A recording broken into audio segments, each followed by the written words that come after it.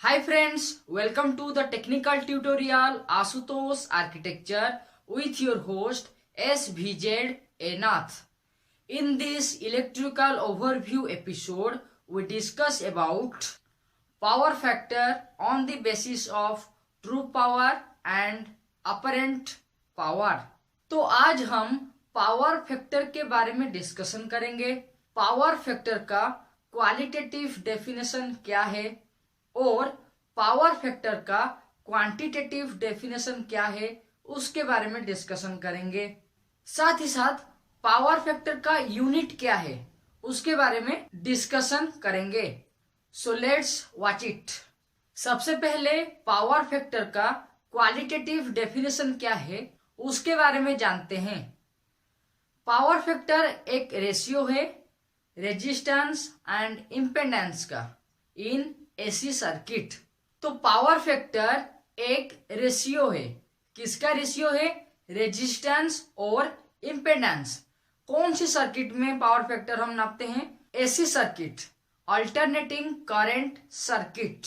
AC circuit में अगर resistance और इम्पेडेंस की रेशियो हम निकालेंगे तो वो होगा पावर फैक्टर और उसे हम पावर फैक्टर का क्वालिटेटिव डेफिनेशन कहते हैं। अब जानते हैं पावर फैक्टर का क्वांटिटेटिव डेफिनेशन क्या है। क्वांटिटेटिव मतलब जो मैथमेटिकल डेफिनेशन होता है, जो मैथमेटिकली हमें हेल्प करता है पावर फैक्टर निकालने के लिए, हम उसे क्वांटिटेटिव डेफिनेशन कहते हैं। क्वांटिटेटिव डेफिनेशन के अनुसार अगर true power and apparent power का हम रेशियो निकालेंगे तो वो होगा quantitative definition of power factor. तो नॉर्मली पावर फैक्टर एक रेशियो है। पावर फैक्टर एसी सर्किट में कैलकुलेट किया जाता है। पावर फैक्टर का अगर क्वालिटेटिव डेफिनेशन लेंगे तो वो होगा रेजिस्टेंस डिवाइडेड बाय इम्पेडेंस।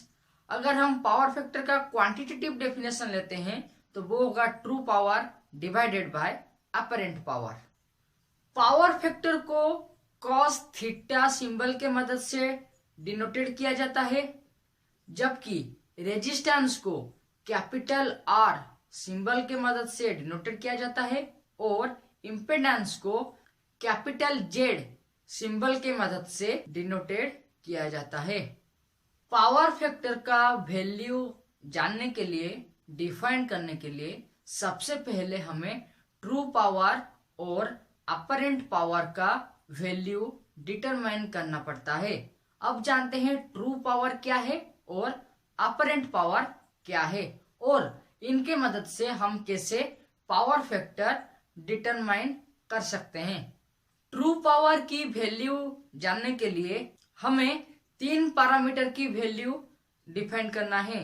वो 3 पैरामीटर है voltage, current and cos theta. Voltage कितना है, करंट कितना है और कॉस थीटा कितना है, अगर हम तीनों को मल्टीप्लाई करते हैं तो हमें ट्रू पावर का वैल्यू मिल जाएगा। दूसरा है अपरेंट पावर। अपरेंट पावर का वैल्यू डिटरमाइन करने के लिए हमें 2 पैरामीटर चाहिए, वो है वोल्टेज एंड करंट। ये दोनों को अगर हम मल्टीप्लाई कर देंगे तो हमें अपरेंट पावर का वैल्यू मिल जाएगा और उसके बाद हमें इन दोनों में रेशियो निकालना पड़ता है। रेशियो जो निकलता है वो होता है एक्चुअल पावर फैक्टर और power factor of the circuit. Lastly हम डिस्कशन करेंगे यूनिट के बारे में। पावर फैक्टर का यूनिट क्या है? यूनिट जानने के लिए हमें डेफिनेशन क्या है वो जानना पड़ेगा। हम पावर फैक्टर का क्वालिटेटिव डेफिनेशन के बारे में जाने और पावर फैक्टर का क्वांटिटेटिव डेफिनेशन के बारे में डिस्कशन किए। दोनों में पावर फैक्टर एक रेशियो में निकलता है, मतलब 2 क्वांटिटी को अगर हम रेशियो करते हैं तो पावर फैक्टर मिलता है। दूसरा पॉइंट है जो 2 क्वांटिटी को हम रेशियो में लेते हैं वो दोनों सेम पैरामीटर हैं, उनका यूनिट सेम है। क्योंकि दोनों का सेम यूनिट है, डिवीजन में वो कट जाएगा, कैंसिल कर हो जाएगा। तो पावर फैक्टर सिमिलर क्वांटिटी का रेशियो होने के वजह से उसका यूनिट कुछ नहीं है। पावर फैक्टर को ओनली नंबर के माध्यम से मेंशन किया जाता है। Okay friends, times to wind up this episode. If you have any questions about power factor, then connected with me by comment with prefix SVZ A NATH. For more video, you can click on iCards and also watch these videos. Till then, subscribe, like and share ASHUTOSH'S Architecture and press the bell icon with its all option so that you never miss another notification for latest video. Happy New Year.